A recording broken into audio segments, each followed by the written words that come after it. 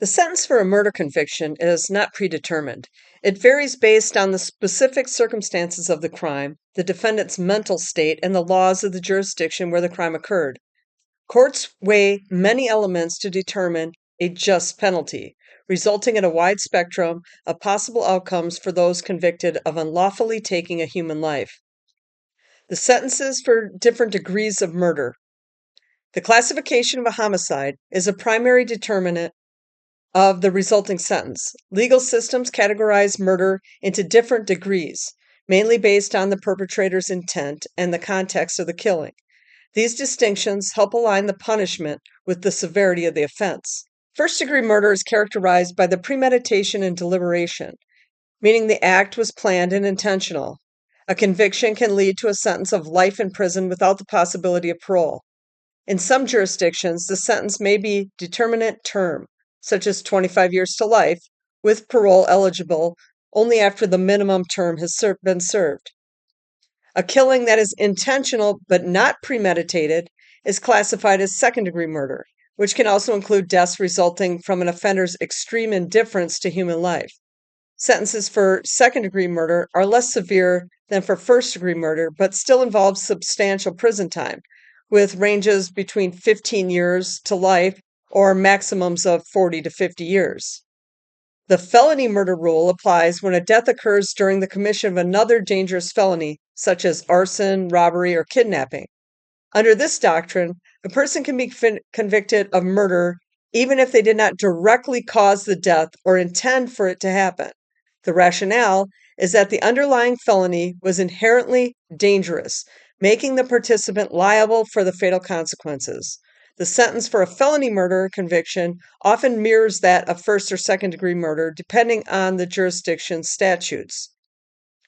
Capital punishment, or the death penalty, is the most severe sentence for a murder conviction and involves the state-sanctioned execution of the offender.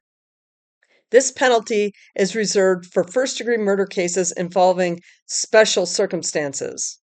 The availability of the death penalty varies by jurisdiction, as some states have abolished it. In states where it is an option, prosecutors must prove specific aggravating factors to a jury. The federal government also retains capital punishment for certain offenses, such as murder committed during a kidnapping or for financial gain. Aggravating factors are specific details of a crime that can lead a court to impose a more severe penalty, including life without parole, or, where applicable, the death penalty. These factors suggest a higher level of culpability or a greater harm to society and are presented by the prosecution during the sentencing phase of a trial.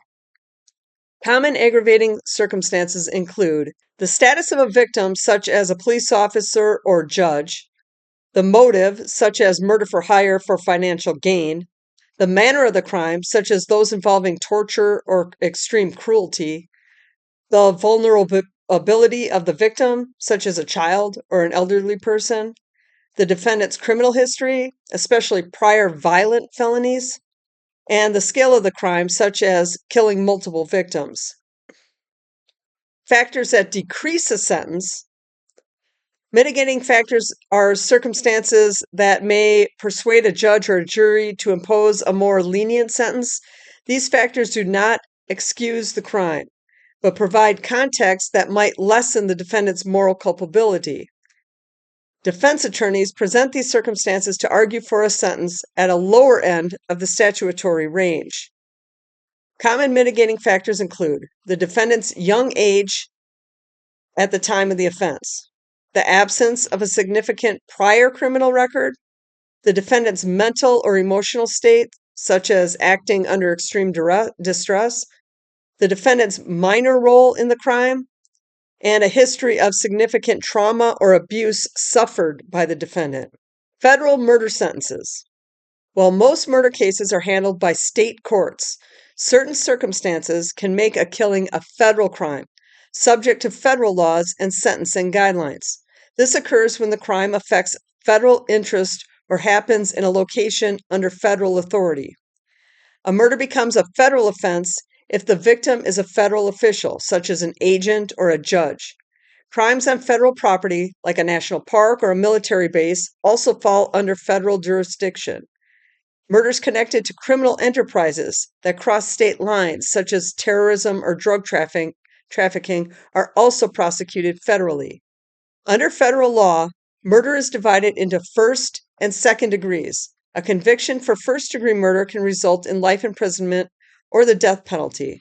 Second-degree murder carries a sentence of any term of years up to life. The decision to seek the death penalty in a federal case must be approved by the U.S. Attorney General.